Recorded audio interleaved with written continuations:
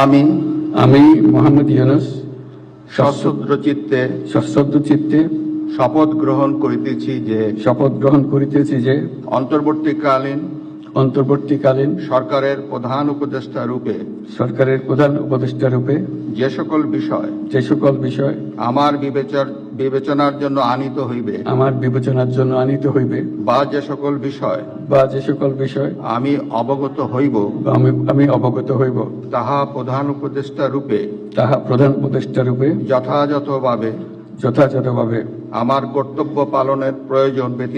আমার কর্তব্য পালনের প্রয়োজন ব্যতীত প্রত্যক্ষ বা পরোক্ষভাবে কোনো ব্যক্তিকে জ্ঞাপন করিব না বা কোনো ব্যক্তির নিকট প্রকাশ করিব না।